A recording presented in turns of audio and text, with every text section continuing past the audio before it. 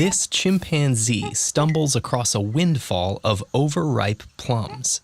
Many of them have split open, drawing him to their intoxicating fruity odor. He gorges himself and begins to experience some strange effects. This unwitting ape has stumbled on a process that humans will eventually harness to create beer, wine, and other alcoholic drinks. The sugars in overripe fruit attract microscopic organisms known as yeasts. As the yeasts feed on the fruit sugars, they produce a compound called ethanol, the type of alcohol in alcoholic beverages. This process is called fermentation. Nobody knows exactly when humans began to create fermented beverages. The earliest known evidence comes from 7000 BCE in China, where residue in clay pots has revealed that people were making an alcoholic beverage from fermented rice, millet, grapes, and honey. Within a few thousand years, cultures all over the world were fermenting their own drinks.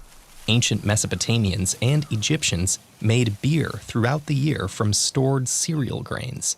This beer was available to all social classes, and workers even received it in their daily rations. They also made wine, but because the climate wasn't ideal for growing grapes, it was a rare and expensive delicacy. By contrast, in Greece and Rome, where grapes grew more easily, wine was as readily available as beer was in Egypt and Mesopotamia. Because yeasts will ferment basically any plant sugars, ancient peoples made alcohol from whatever crops and plants grew where they lived. In South America, people made chicha from grains, sometimes adding hallucinogenic herbs. In what's now Mexico, pulque, made from cactus sap, was the drink of choice, while East Africans made banana and palm beer. And in the area that's now Japan, people made sake from rice. Almost every region of the globe had its own fermented drinks. As alcohol consumption became part of everyday life, some authorities latched onto effects they perceived as positive. Greek physicians considered wine to be good for health, and poets testified to its creative qualities. Others were more concerned about alcohol's potential for abuse. Greek philosophers promoted temperance.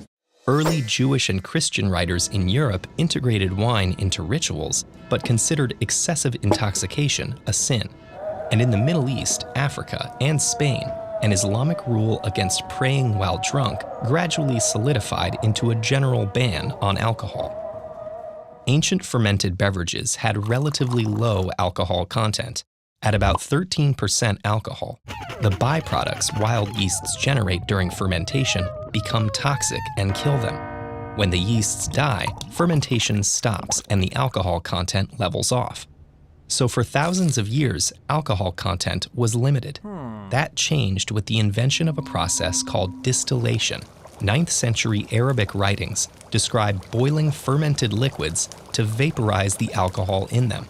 Alcohol boils at a lower temperature than water, so it vaporizes first. Capture this vapor, cool it down, and what's left is liquid alcohol much more concentrated than any fermented beverage. At first, these stronger spirits were used for medicinal purposes. Then, spirits became an important trade commodity because unlike beer and wine, they didn't spoil.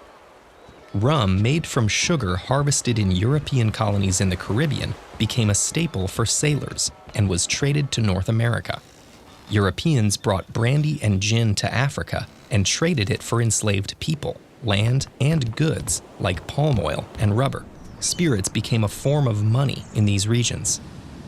During the Age of Exploration, spirits played a crucial role in long-distance sea voyages. Sailing from Europe to East Asia and the Americas could take months, and keeping water fresh for the crews was a challenge. Adding a bucket of brandy to a water barrel kept water fresh longer because alcohol is a preservative that kills harmful microbes. So by the 1600s, alcohol had gone from simply giving animals a buzz to fueling global trade and exploration, along with all their consequences.